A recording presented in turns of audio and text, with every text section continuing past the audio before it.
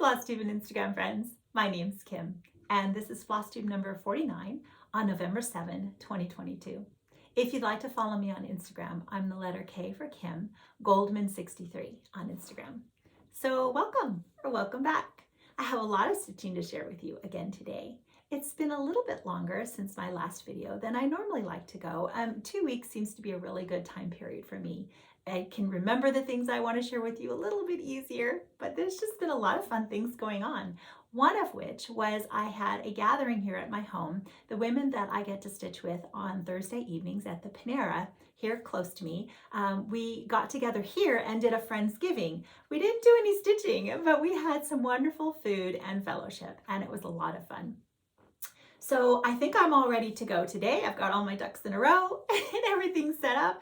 You know, when you make these videos, there's a lot of things to take into consideration. We all do it differently, and so I can only speak for me personally, but to get everything that I want to share with you, pull the charts, make sure I have all the stitching, and I, of course, like to make sure that my background is all set up, and so a lot of times I'm moving things around. But lighting, oh my gosh, lighting is probably my biggest challenge, trying to make sure that I don't have too many shadows, and it just takes a lot of finagling. It's totally worth it. I absolutely love making these videos. I've made some wonderful friendships. I get to chat with you in the comments. It's a real blessing. So all that to say, I'm ready to share with you a lot of fun stitching to share. A lot of fun stitching I have to share with you today. And we're going to start with my Instagram inspiration. There are quite a few, so bear with me because it's very low tech. So the first one I'm going to show you is Elizabeth, who has finished Barbara Anna's Love Never Fails. She personalized it for her and her family, and it's a beautiful finish. So we also have quite a few perforated paper. I've gone down that rabbit hole, and I want to show Nancy has finished Phoebe J. Mead, which I'm currently working on. And she did stitch with the directional stitching. So the chart is set up so that you can do like one leg in a certain direction. And after I saw her finish, Nancy, I thought, oh my gosh, I really wish that I had done it that way. But I'll show you mine in a little bit. So now from this magazine here, Nancy has a prior finish that she did. I think this was 14 count perforated paper. And she did mention that the directional stitching, it's easier if you do it on some sort of if you stretch your paper in some way, like on a hoop or something, because she had a hard time anchoring the floss in the back. She said if you're doing full crosses, it probably wasn't going to be as tricky, but doing just one leg, she had to make sure that she had all of the floss anchored in the back. And she said that was a little bit tricky and would be easier if you did it in some sort of a frame.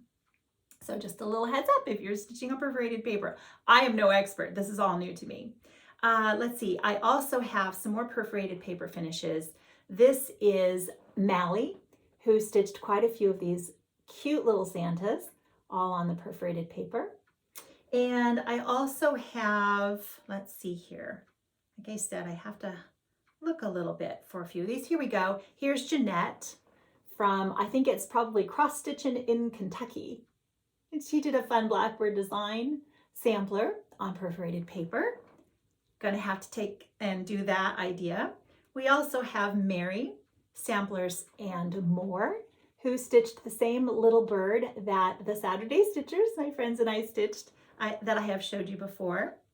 I think hopefully I've not forgotten anybody with all of the perforated paper. I think we're good there. I also have an upcoming I want to share with you that this is going to be something we're going to stitch, and I want to show the finish with you. This is Susan's finish of Love and Joy, which is by Heartstring Samplery, and I'm going to tell you a little bit more about this in a bit. So I really hope I haven't forgotten anybody. Forgive me. I will remember to do it next time if I have. Oh, no, wait, this is the one. Okay, for big finale, this is Isabella, and she is a phenomenal Hands Across the Sea sampler stitcher. Look at all of these gorgeous finishes. Jane Hopkins.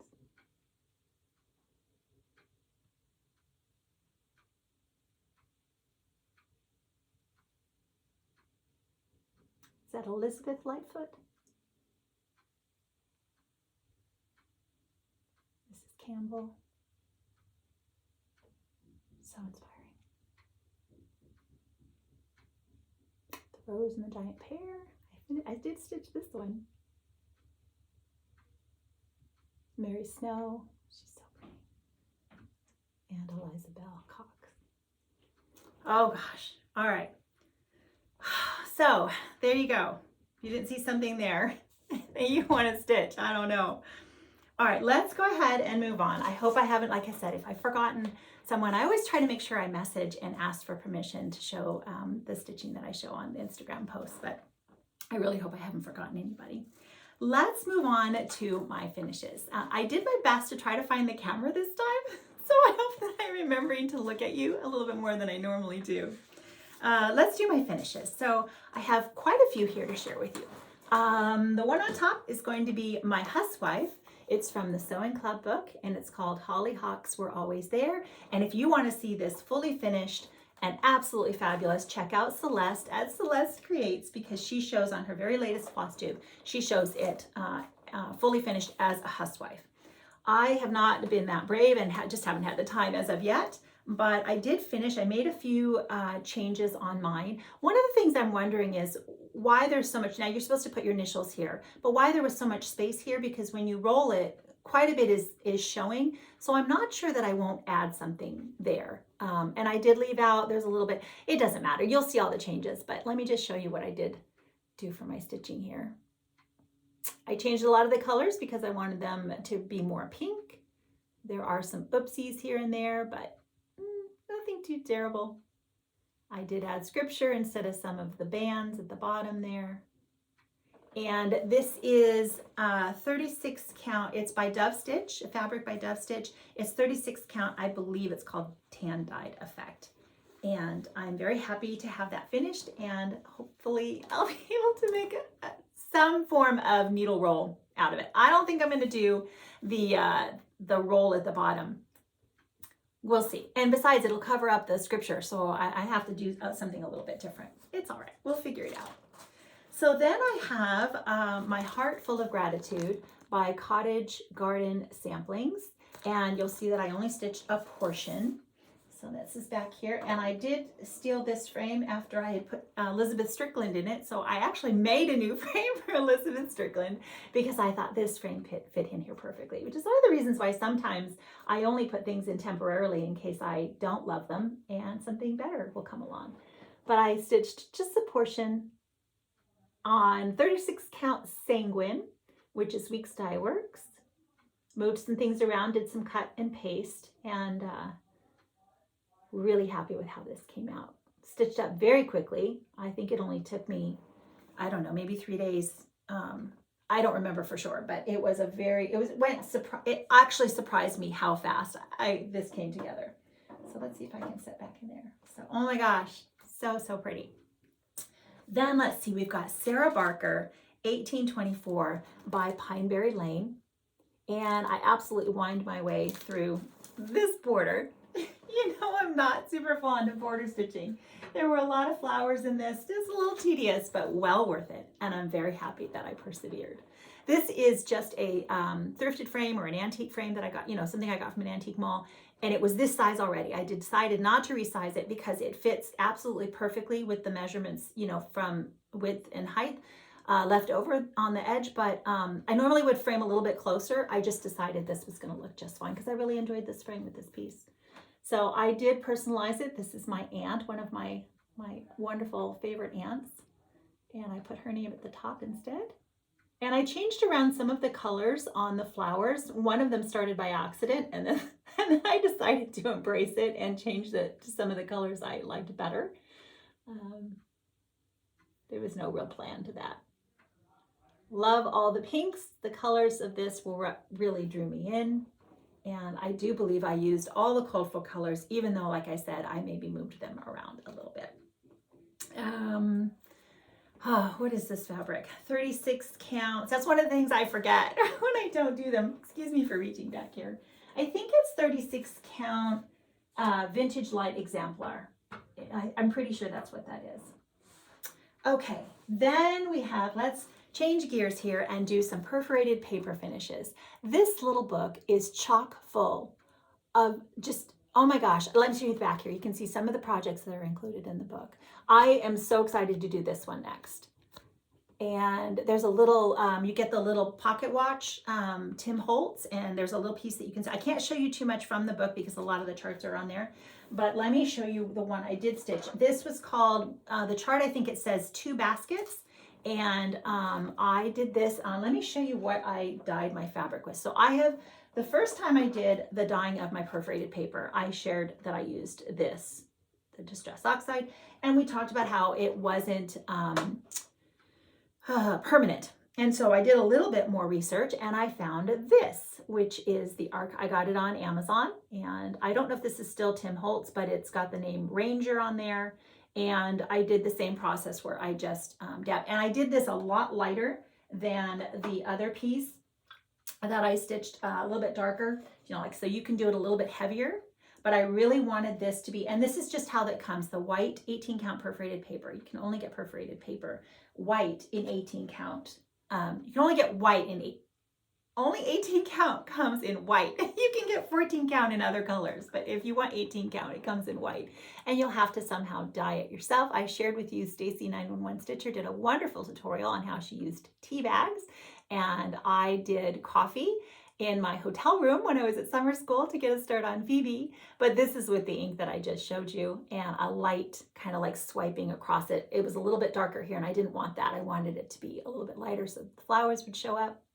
I made a mistake on the color for the flower. Somehow I got the, oh no, I know what it was. I used the DMC conversion, and the DMC conversion, one of them was dark and one of them was light, and I should have double checked. So I changed it to the light for the other flowers, but just a heads up on that particular one. This is just an antique frame. It's a frame I got from an antique mall. It's just a thrifted frame. It's nothing special. Well, it is special. I love it. I think it's perfect for this. And I did put a piece of cardboard, which I have to cut a slightly bigger piece so that it fits a little bit better, or I just have to anchor this one in the back so that you don't see the holes, you know, behind the perforated paper. I'm going to show you one and you'll see what I mean in a minute, the difference.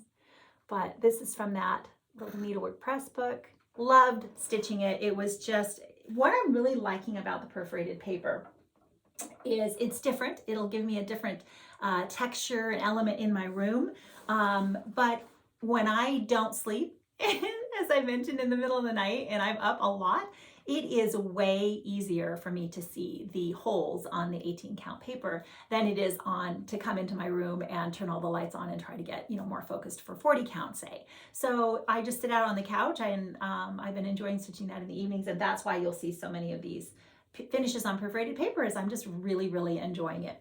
So let me show another one here. This is an abbreviated finish of this beautiful chart by Victoria House Designs. It's called Thankful, and I only stitched, well, you'll see, I only stitched the pumpkin and a few of the vines, and I again stitched it on the perforated paper that I dyed a little bit darker on this one, just for a simple finish. This is one of those charcuterie boards, little mini cutting boards from Hobby Lobby, and I've had this, it's a napkin ring obviously, and I've had this in my, just forever, like for 20 years. And I just thought, oh, hey, that's a simple finish. So this will look really cute in my tiered tray for the rest of the season. And I took a piece of double-sided tape on the back and just put it in the middle here where there's a lot of dense stitching, and then taped it to the board. So that was super easy.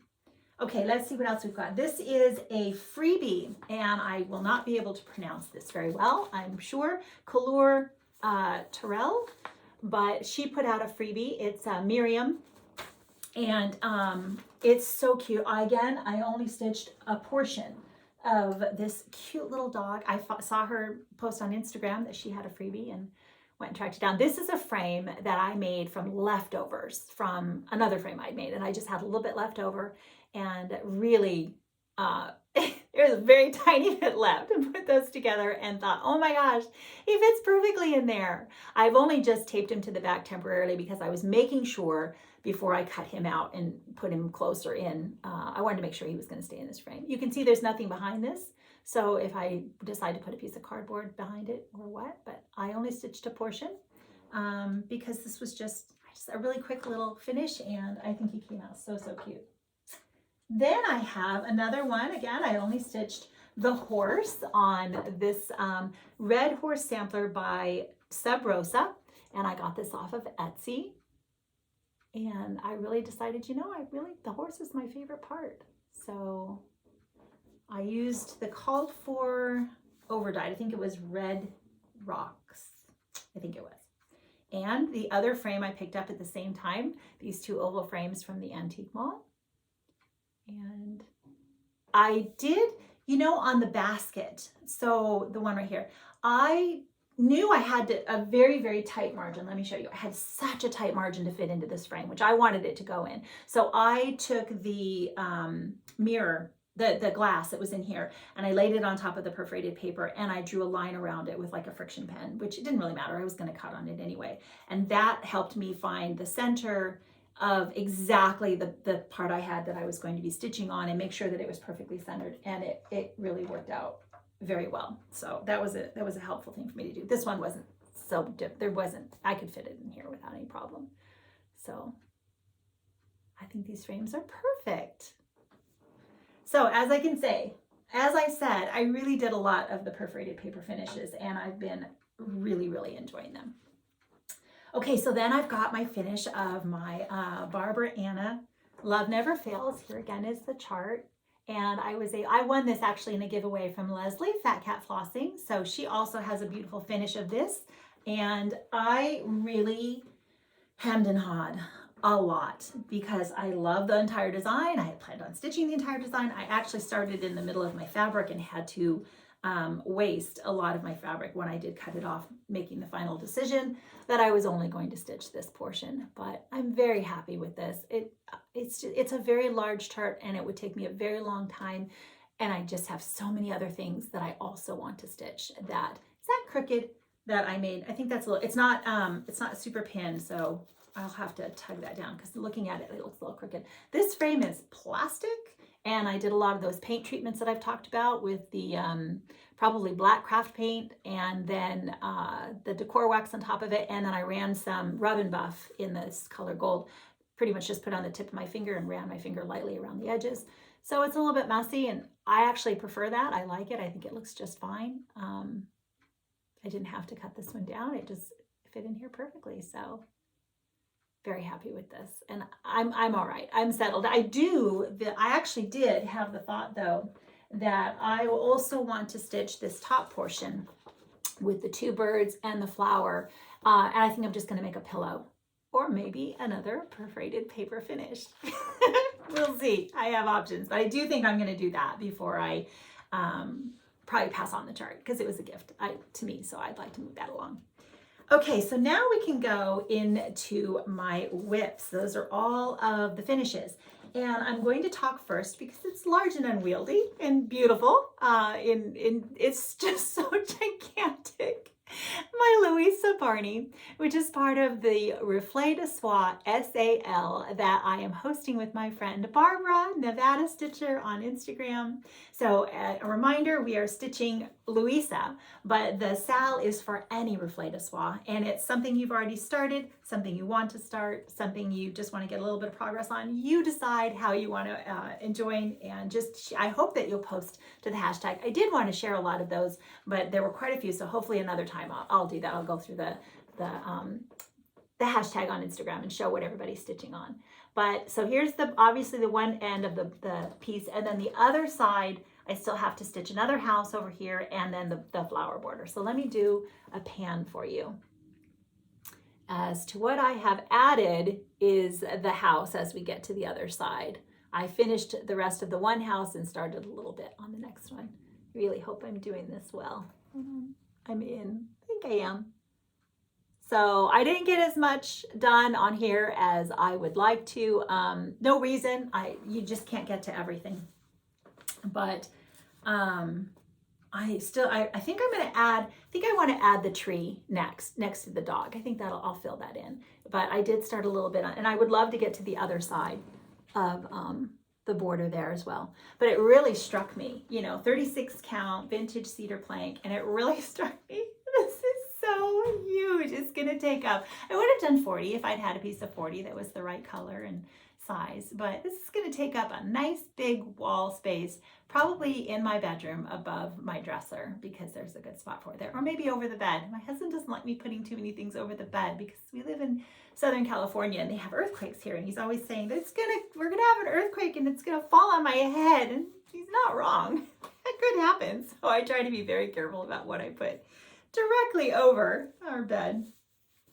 All right, let me set Louisa aside and let's go on to my next work in progress, my next whip, which is going to be the Scarlet House Elizabeth Hunter 1853.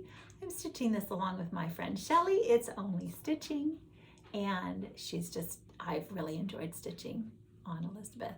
So 36, I think it's 36 count, and I think this is, oh gosh, you know what? I'm not sure. It's tan. It's a beautiful tan fabric. And I think I'm using the called for, except for the flower in the middle there and the leaf of that same flower. Those colors got changed, but the rest of them are the called for colors. And she's looking really, really pretty. Those trees, while I find those trees to be difficult to stitch, the ones at the very bottom there, the way you stitch them, you know, the diagonal and all that, and not getting off, I have to be really, really careful about not getting off on stitching trees like that, or the diamond-y shaped trees. But they're so, look at it, it's a blue tree and pink. That's pretty fabulous. So it took me a bit, and I don't think my back was super efficient. I think I tried and I ended up going, oh, I need to go way over there. But, oh, she's so pretty. Okay, another one, Margaret Croft, that I'm going to just say again and again. All these pinks, I love, love, love. There's some nonsense going on. There are some oopsies, there's more than one. And it's not really going to matter in the way of placement because there's some space between them. It's all up in here. There's some oopsies all up in here. But it will matter should I choose to stitch the border. So I'm going to have to decide what to do there if I stitch it. That's just to be determined. But I'm off on one thread, and I'm actually off a stitch. Oh my gosh, for counting, I was a little disgusted with myself that I managed to get off so effectively. But anyway, I've gotten quite a bit more done. That middle flower got started, and just quite a bit more grass filled in here and there. Still loving this. I think this is baked clay, 40 count baked clay by Fox and Rabbit. Okay, then we have my perforated paper, Phoebe J. Mead, which I showed you Nancy's wonderful finish. I did mention when I first showed it that I got off on my orientation, and so I've had to make a few and Nancy did adjust hers to fit on the standard size 9 by 12, I believe it is, perforated paper. So she made a few adjustments to make it fit even more perfectly. You can get slightly larger sheets of paper. I haven't found any yet, but so if you find some, let me know where. And I mean, it's just something I'm going to continue to investigate if I want to do a larger piece. But she made a few changes. I made some changes because I made a mistake in orienting it where I started. Now mine is a lot brighter. It's very vibrant. She's very vibrant because I am stitching full crosses instead of the directional stitching, which would be just like the one leg. And this is the DMC conversion, so not the Avera Soie. I think it's Avera Soie. I think I prefer, personally, I actually prefer this colorway here a little bit more faded, but the only one I'm really thinking I might change or tone down a bit is the yellow in the bird. And I know it's a little bit in the roof as well, but it's really the yellow on the bird. The blue is even all right, but I'm wondering when I'm all done, because I don't mind it being vibrant. It's different. Again, it adds a different element to my craft room here. It'll look so pretty. But I'm just wondering if I might go over top of it with some, again, maybe some tea bags and tea dye a little bit here and there. I haven't decided. We'll see. This flower, isn't that phenomenal? Look at that flower. Oh my gosh. So very much enjoying. Let me show you the back. Like I said, I've never stitched on perforated paper. I have no idea what I'm doing. I'm just trying to anchor it the same way I would with an away knot. You really have to be careful about carrying, because I've noticed that anything you carry on perforated paper shows. I'm not sure how I'm going to get this into a frame because it's the exact size.